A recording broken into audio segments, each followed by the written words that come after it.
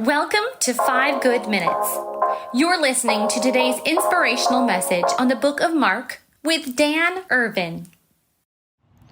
Well, welcome back into the 5 Good Minutes podcast, looking at Mark chapter 14 this week. And today I want to look at verses 27 through 31 and then jump ahead to verses 66 through 72.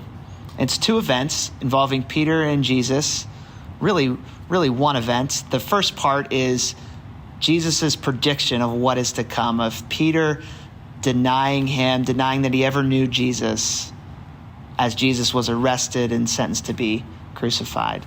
So in the 27 through 31, you see Jesus' prediction. He says, "You will all fall away," Jesus told them, his disciples. "I will strike the shepherd and the sheep will be scattered.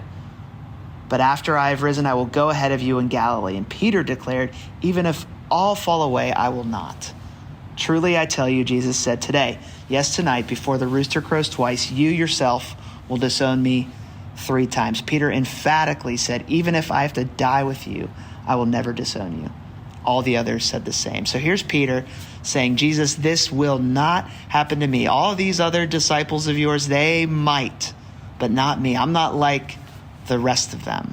I'm not susceptible to what will happen to them." I don't know if you can hear the arrogance, the ego, the pride in Peter's voice here, thinking he's not like everyone else. And then quickly we see as Jesus is arrested and brought before the Sanhedrin, we jump ahead to verse 66.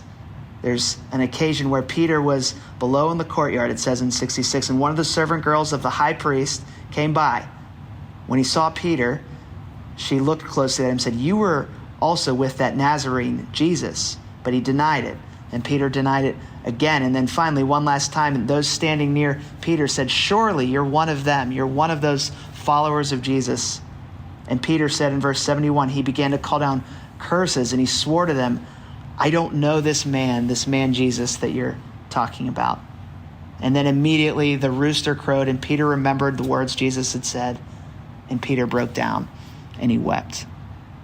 You see, in this moment, this was Peter, I think a couple things happening here. One, holding himself to a place, holding himself higher than others, thinking this something like this could never happen to me. I'm too far along. I know too much. I don't have it in me to do what you're saying I'll do. And this is the danger of believing too much in yourself. And I think if we're honest, we're probably all a little susceptible in this way, thinking at times, man, I've really got it together. You know, this report I submitted, this job I executed, the way I led my family in this situation, or this gift I got, I've really done something good here. We've all been there.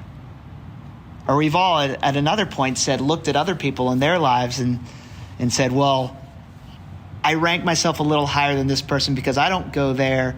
I would never buy that. I would never say that. I would never engage in this type of behavior that person over there behaves in or engages in.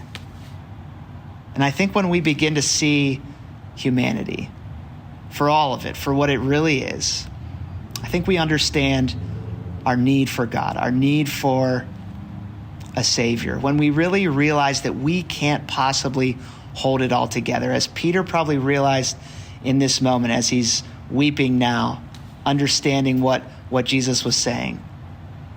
We can't hold it all together, but we have access to a God that can hold it all together, does hold it all together. And he invites us into a relationship with him that will lead us to a deeper and richer understanding of that truth. And what's interesting here is Jesus doesn't look the other way at this offense against him. It's not Jesus is brushing our sin, Peter's sin, under the rug and saying, "It's okay, I forgive you." Actually, later on, when Jesus reappears to Peter after his resurrection, he almost makes Peter relive this moment in a way, asking Peter 3 times, "Do you love me? Do you love me? Do you love me?" And it's this moment where perhaps Peter is forced to relive the mistake that he made, the humble realization that he came to, that yeah, I was capable of doing something I never thought I was. I think for full healing, for full understanding of the depth of our sin, the depth of our error against God, our missteps against God, I think in a lot of ways God uses our sin to bring us to a place where we understand that his love for us is great, greater than anything we could offer, greater than anything that we could do. And he invites us to know that. Thanks for joining us here today. There's a lot of great content to explore on Orchard Hill Plus and on the Orchard Hill main feed from the weekend. Have a great day.